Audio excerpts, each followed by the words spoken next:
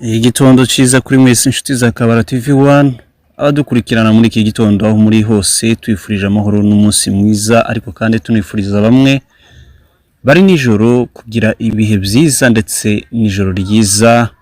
Ni kuri wa mbere rero tariki ya 7 z'ukwezi kwa gatandatu umwaka wa 2026 je nk'ibisanzwe muri kumwe na Nkomezi James Dodo. Ni buri musha kuri channel yacu turakwibutsa gukanda subscribe kugira ngo uzajibona ibyo tubasangiza. Tudatinze reka tuvuge ku itangazo ryaraye risohowe ku munsi w'ejo ku cyumweru natwirwa na MRDP twirwaneho ivuga ku bitero bikomeje kugabwa ku baturage b'abanyamurenge bari mu karere ka Plateau cyangwa se mu misozi miremire ya Minembwe. MRDP twirwaneho rero yamaganye ibitero bya drones ivuga ko bikomeje guhitana abasivile.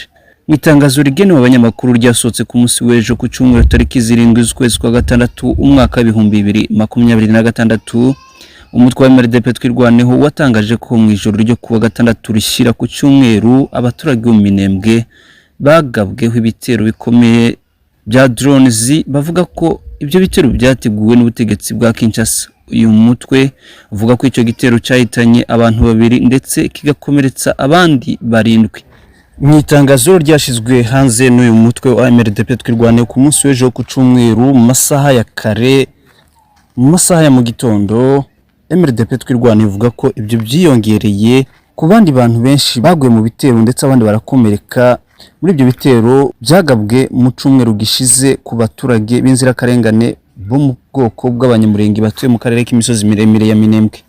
Kuko itangazo ribivuga ibyo bitero byateye ubwoba bukomeye mu baturage ndetse bikaba byaragize ingaruka zikomeye ku baturage, aho usanga bikomeza gutera ihahamuka cyane cyane ku bana bavuga ko bamaze igihe batabasha gusinzira neza nk'uko bisanzwe. Umutwe wa MRDP twirwaneho kandi wahakanye wivuye inyuma amakuru amaze iminsi akwirakwizwa ku mbuga nkoranyambaga avuga ko Minembwe habaye imirwano ikomeye cyane yahuje ingabo za RDF, abarwanyi ba M23 n'uyu mutwe ukorera mu ntara Kivu y'Amajyepfo wa twirwaneho. Mu itangazo ryashizwe ahagaragara ku itariki 7 ubwo ni ku munsi w'ejo ku cyumweru, MRDP twirwaneho yavuze ko ayo makuru ari bihuha byateguwe na leta ya Kinshasa ifatanyije na leta y'igihugu cy'u Burundi kugira ngo bayobye uburari ku bitero bikomeje kugabwa ku baturage b'inzira karengane umunsi ku wundi.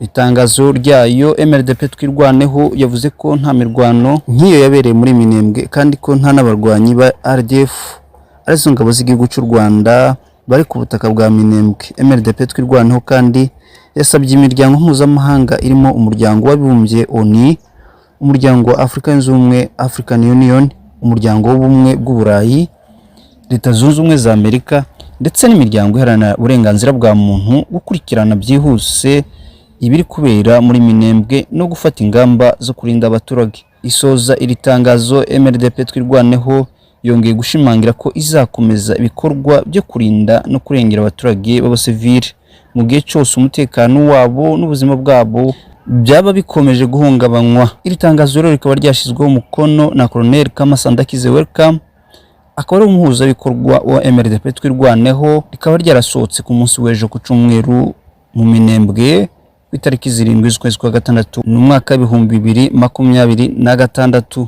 Je mwari kumwe nitwa Nkomezi James, iyi ni Kabara TV1, twe turakagaruka mugire ibihe byiza. Ciao ciao.